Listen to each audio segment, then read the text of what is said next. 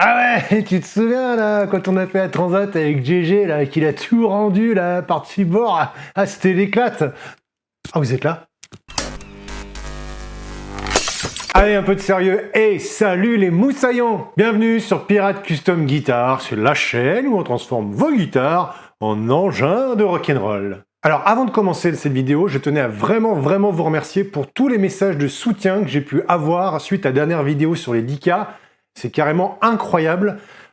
Ça fait très chaud au cœur, donc encore une fois, mais vraiment merci.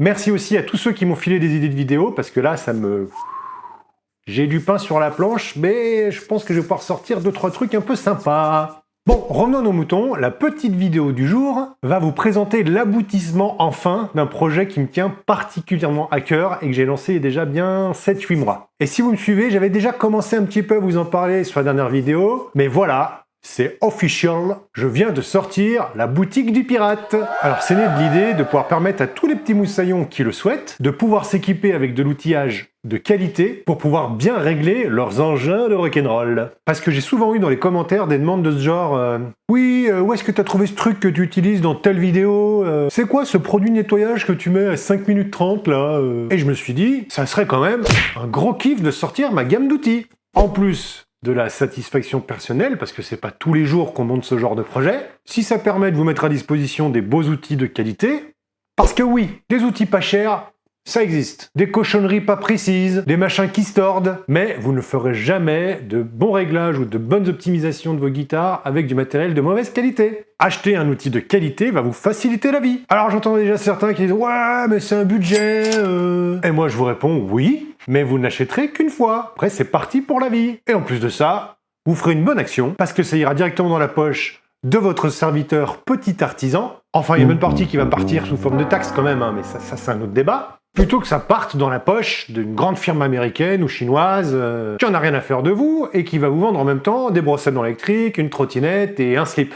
Bon, normalement, si vous êtes encore là à ce stade de la vidéo, c'est que j'ai suscité de l'intérêt. Alors, je perds pas de temps et je vous montre tout de suite ce que j'ai prévu pour vous. Comme je vous l'ai dit précédemment, je ne cherche à vous fournir que de la qualité. Je démarre donc ce projet avec une gamme qui est plutôt restreinte, avec des petites quantités, pour pouvoir l'élargir si ça fonctionne, et surtout ne pas immobiliser trop d'argent si ça vous intéresse pas. Je vous propose de démarrer avec 6 outils. Et restez bien jusqu'à la fin de la vidéo, parce que je vais vous proposer une petite promo de lancement.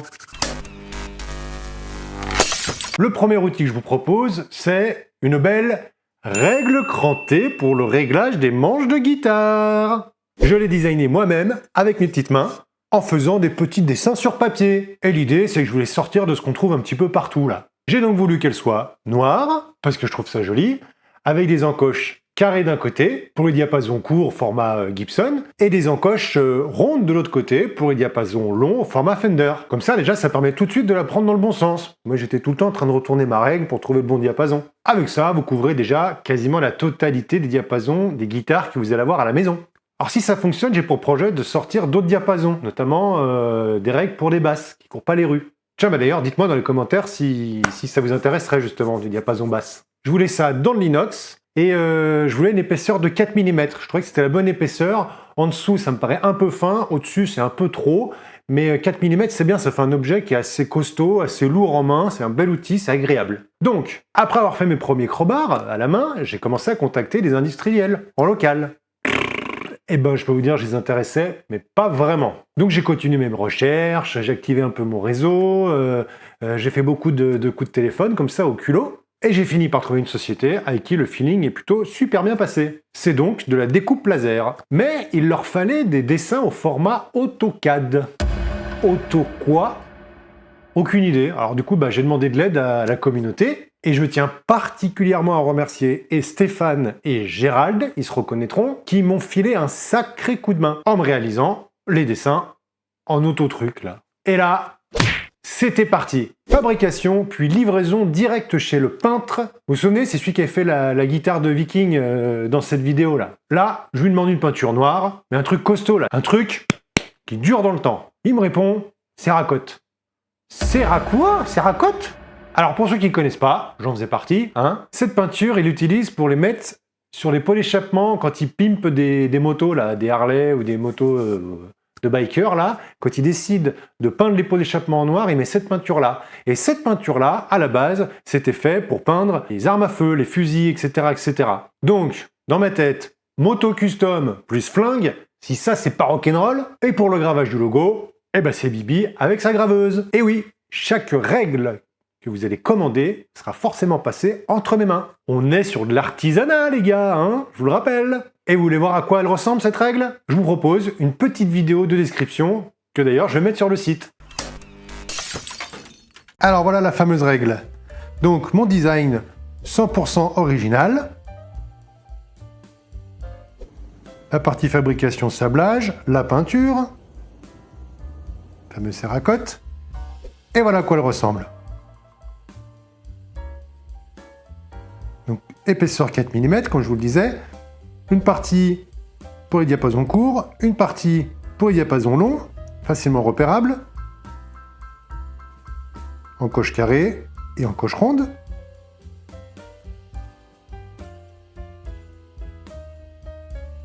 Avec ce magnifique logo gravé par moi-même. Donc je voulais une assez longue surface de contact, vous voyez, entre les frettes. Je voulais que la mesure, elle commence bien à la case 1. Ça garantit un meilleur réglage.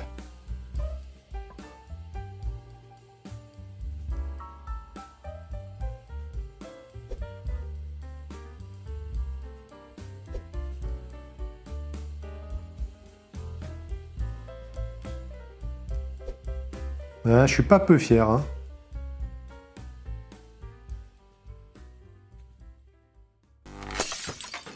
Voilà pour la règle crantée. Alors, quitte à travailler de l'inox, je me suis dit que j'allais faire aussi un fret rocker. Et là, bim, bah, c'est la même histoire. Design maison, mise en forme AutoCAD par les copains Stéphane et Gérald, qui ont encore assuré. Je boucle la commande chez mon fournisseur, passage en peinture, gravage à la maison, et ça va donner un joli petit fret rocker. Vous voulez le voir de plus près? Eh ben allez, on y va!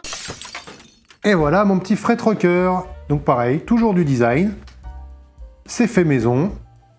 Voilà les fichiers AutoCAD. En couleur noire. Et voilà le produit terminé. En 4 mm d'épaisseur. C'est toujours de la peinture Cerakote, hein. Le petit logo gravé à la maison. Donc voilà, le fonctionnement du fret rocker, vous commencez à savoir. Hein, on le pose entre 3 frettes et on vérifie s'il oscille pas pour être sûr que les frettes sont tous dans le même plan. Joli objet aussi, je trouve.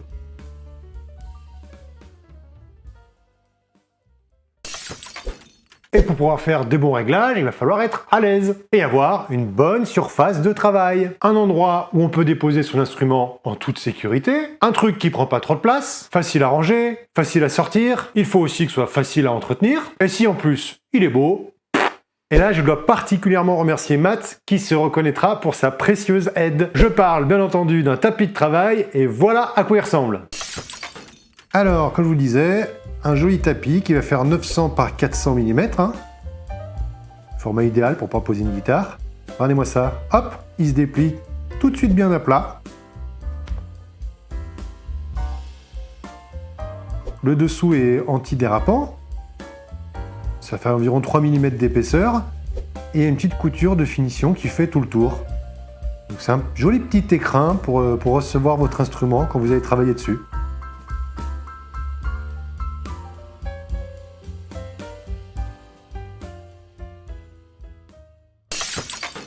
Toujours dans l'outillage à proprement parler, je me suis dit, et si je créais une carte pour la mesure d'action? Parce que oui, on en trouve un petit peu partout, mais il y a toujours des tonnes de graduations dessus, là, en pouces, en millimètres, avec des carrés, des rectangles dessinés partout. Moi, j'ai jamais rien compris à ce truc-là. Je trouve pas ça toujours très lisible. Alors là, moi, je suis allé démarcher une boîte qui est spécialisée normalement pour graver des plaques pour les professions libérales. Vous savez, là, les plaques qu'on voit à l'entrée des immeubles, genre Docteur Leborgne, ophtalmo, ou Docteur Castré, gynécologue. Je vous jure, ils existent vraiment. Je trouve ça rigolo, moi. Bref, je m'égare. Donc, j'ai designé ma carte et j'ai validé la fabrication avec eux. Je la voulais noire, je la voulais avec mon logo et dans de l'aluminium. Là, c'est eux qui se chargent du gravage du logo et de l'échelle à lecture rapide, parce qu'il faut que ce soit précis au poil de cul près. Hein. Et je suis sûr que vous voulez voir à quoi elle ressemble. Et ben voilà. Voilà ma petite carte, donc toujours du design maison. au format carte de crédit. Hein. On la pose comme ça sur les frettes et on va pouvoir mesurer facilement. La lecture, elle est vachement rapide avec ce système-là. Enfin, moi, j'ai trouvé ça cool et je voulais vous en faire profiter.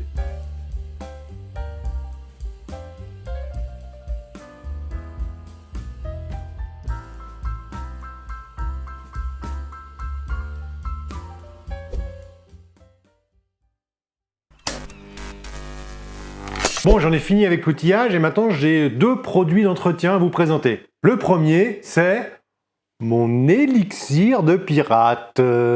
Il hydrate les touches sèches à cause du temps qui passe. Il va vous redonner un confort inégalé, comme si votre guitare elle sortait du magasin. Alors attention, cet élixir ne s'applique que sur les touches en bois foncé.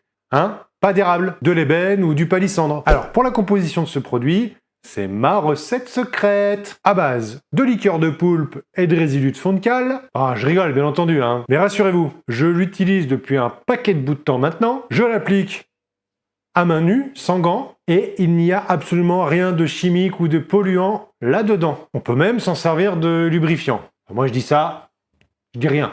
Et vous voulez voir à quoi ça ressemble dans les faits? Eh ben allez, on y va! Alors voilà, ce que je vous disais, quand vous avez une touche bien sèche comme ça, là, vous savez, quand vous passez le doigt dessus, ça râpe un petit peu. Après le traitement, eh ben vous vous retrouvez avec ça, grâce à mon petit élixir. Donc c'est facile pour l'application, le petit pchit, une petite pulvérisation par case. On vient masser tendrement avec le doigt pour bien faire entrer dans les pores du bois. C'est hyper agréable à faire, je trouve. On laisse un petit peu un temps d'imprégnation, donc entre 5 et 15 minutes en fonction, hein. De toute façon ça sert à rien de faire plus. Une fois que vous voyez que le bois a fini un peu d'absorber, vous revenez dessus avec soit un coton, soit un sopalin, peu importe, et puis vous essuyez le surplus. Alors vous n'hésitez pas à frotter un petit peu dans le sens des fibres, pour bien décoller la crasse. Regardez tout ce qu'on enlève quand même déjà. Et voilà, vous vous retrouvez avec une touche qui est quand même vachement plus flamboyante.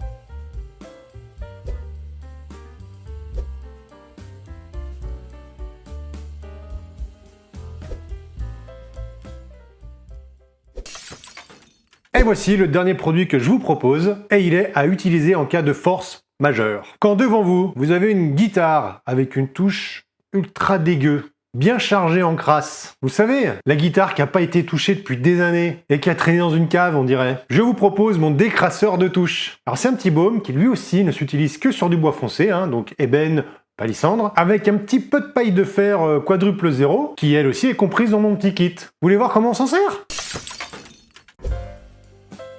Regardez-moi cette touche, c'est ce que je vous disais, une touche bien cracra.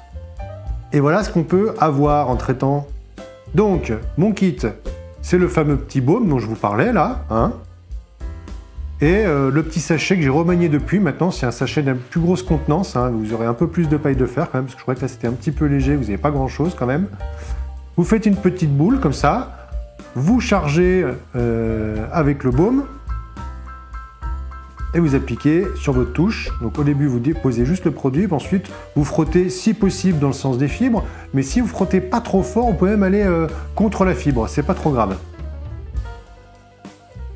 Et ensuite, vous revenez dessus avec le sopalin qui va bien, qui vous permet de finir d'enlever la crasse. C'est hyper efficace dans ce cas de figure. Voilà, il suffit de faire tout le reste du manche, hein. Ça un petit peu en accéléré, vous avez compris l'idée.